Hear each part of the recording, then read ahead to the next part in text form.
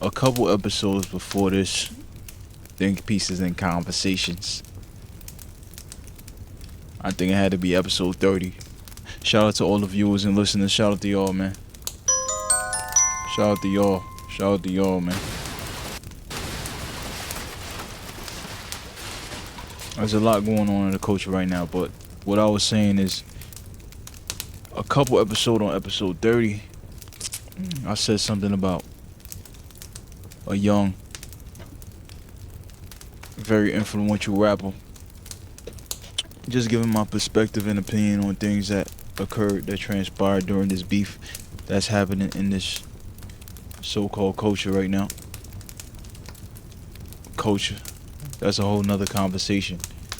In this hip-hop culture, music culture, there is a man named J. Cole that I spoke about correlation with the fall off and whatever. Listen, bro, you made an impeccable decision to get out of this beef because it's about to get ugly. This is not a music podcast. This is just, let's think, let's have a conversation, and let's put a few pieces together.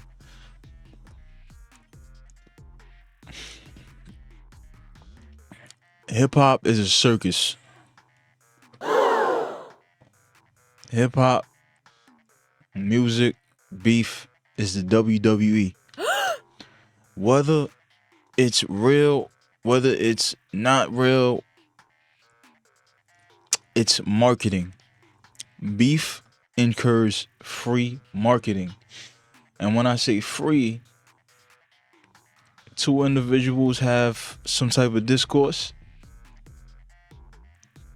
They enter beef. Media picks it up. Podcasts pick it up. Labels put money behind the promotion of the record because they know that the media is going to pick it up and promote it without putting any marketing dollars to it, because the media wants to have some of that coverage. They want clicks, they want views, they want possibility of the rapper themselves commenting on a hit piece or whatever they reviewed about on the song, on what's going on the incidents, on the situations. There's money in the WWE. There's money in the storyline. And in the storyline of Kendrick and Drake, people are already saying, yo, this is the best time in hip hop ever. Because so much is going on. I must say, there is a lot of good music happening. There was a lot of good music that has been put out. Party Next Door's record, Party Next Door's album was phenomenal.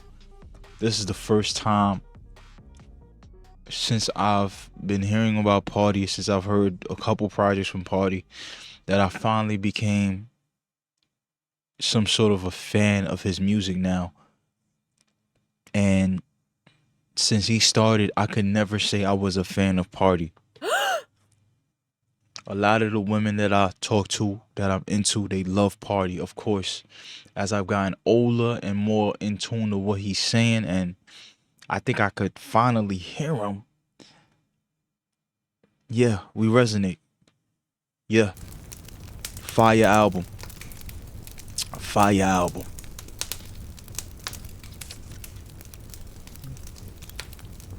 Now back to the Kendrick and Drake situation.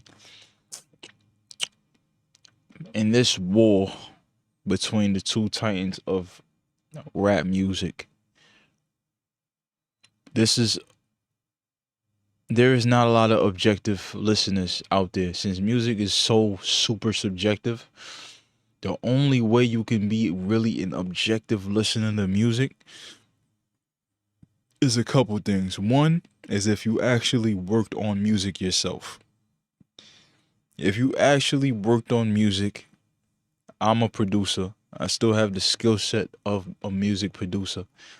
I can objectively call a record. I don't have relationships with Drake. I don't have a relationship with Kendrick. I am not a diehard fan of neither.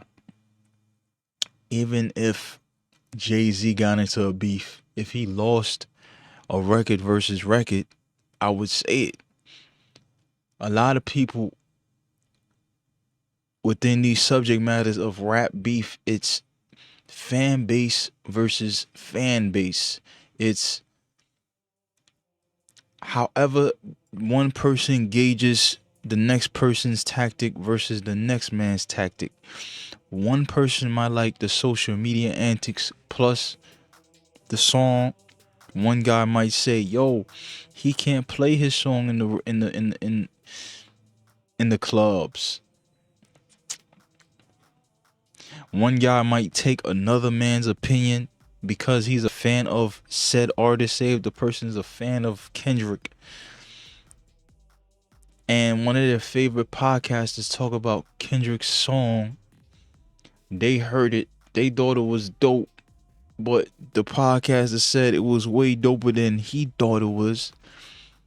He gonna take some of those opinions, add it to his brain, and now he has a whole new opinion on what's going on.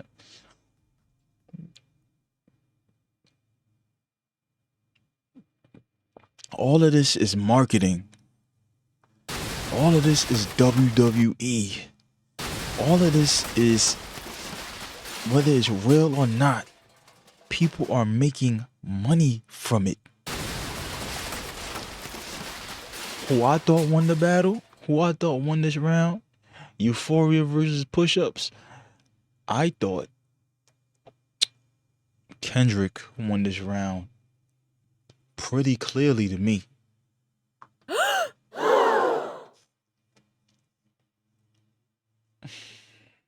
I thought he won it clearly. Not a little bit, not in the middle. He won it clear.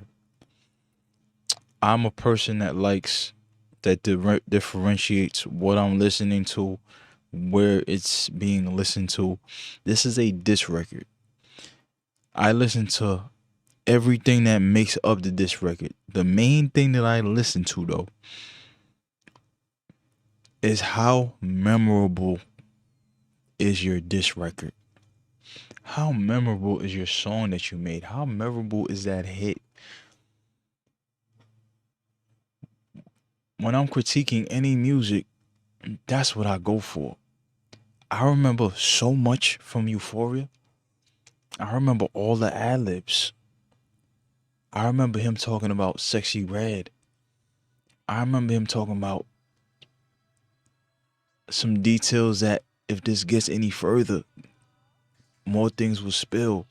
I remember the tonality of how he's rapping in these songs. What do I remember from Push-Ups? Not much. I remember the beat a little bit. I remember the last part. There's so much gems inside Kendrick's Euphoria. There's so many little. You have to be thinking 3, 4, 5 dimensions within this record to understand. This is a masterclass of diss. This is a masterclass of a diss record. A masterclass. If you're a Drake fan, or should I say a Drake stan, there's nothing I could tell you that's gonna be like, oh, hey, he's right, Drake did win. You're not gonna, you're always gonna go to either numbers with Drake. You're gonna be like, oh, he's a Grammy Award winner. Song for song, what is better? In this episode of Think Pieces and Conversations, since music is subjective, there will ultimately be no winner as long as both opponents show up. As long as both shows up, there is no winner. It's all subjective. The name of this episode is called It's All Subjective. as long as they keep going back and forth, this thing will be all subjective. There are some people that worship these artists. There are some people that go to these concerts and they faint when they see these artists. These are the type of people that are on Twitter that have stand-like opinions on both sides. Nah, Drake won because I could play it in the club. Nah, Drake won because the beat is harder. Nah, Drake won because I could dance to it. Nah, Drake won because he got more Grammys than Kendrick. Nah, Drake won because he sold more records. There is always an out. And if there's always an out in a debate, the opponent will always take the out to keep conversation and debate going on further, to prevent you from getting a clear win. It's all subjective. There's no point in putting your emotions into something such as a rap beef. It's entertainment. Enjoy the entertainment, however you feel about it. Say what you feel about it objectively through the subjectivity of what you think about the music, and go with your thing. There's no point in. Now, there is one interesting element that I've noticed. I've watched a lot of podcast interviews. The people that are within the industries that are close enough to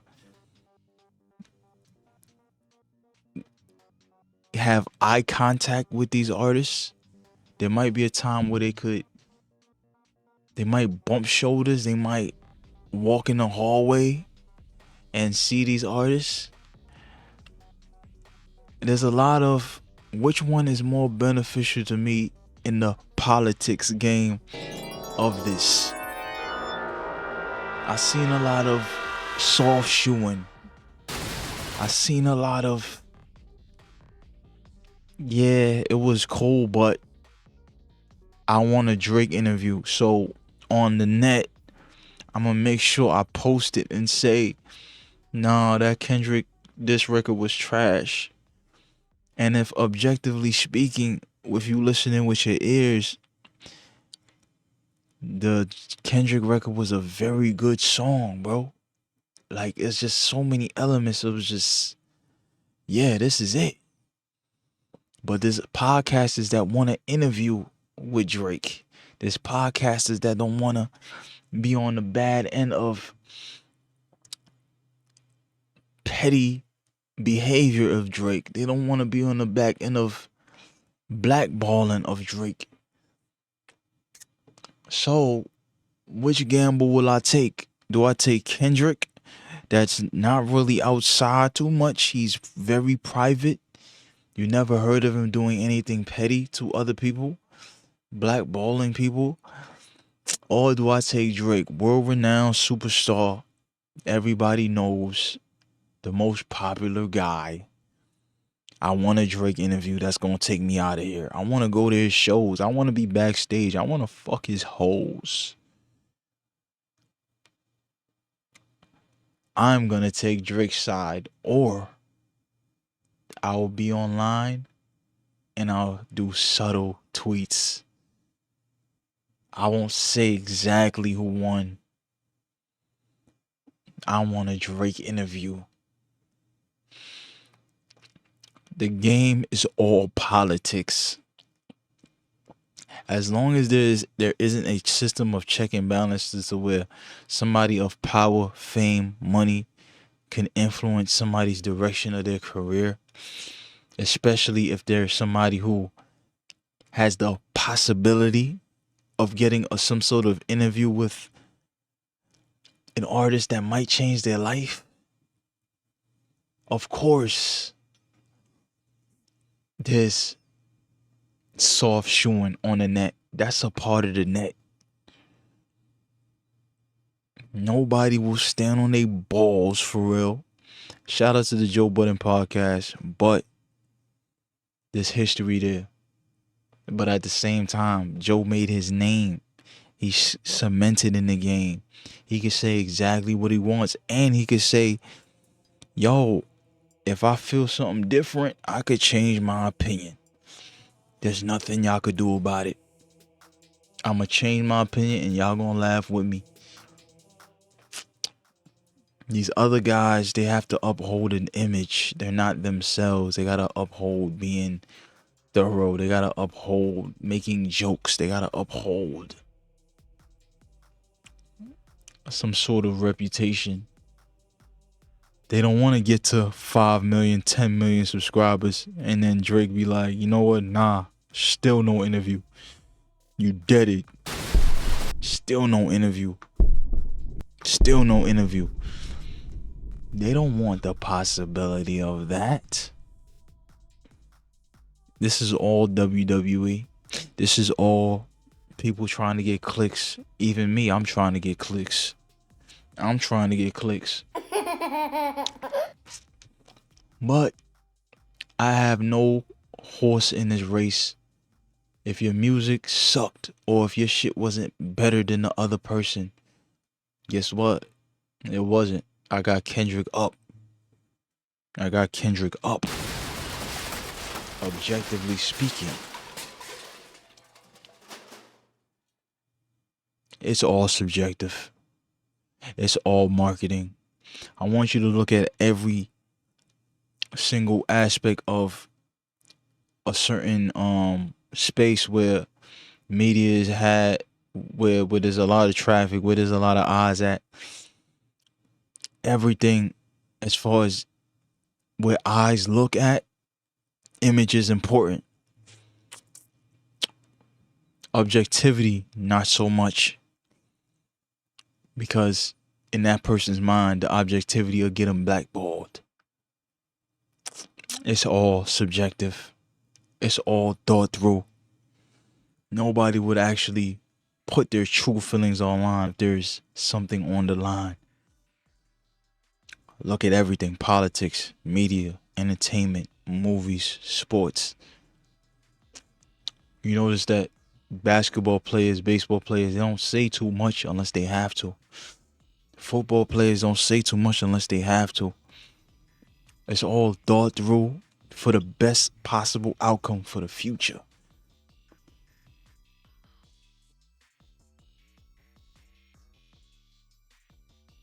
I'm out of here.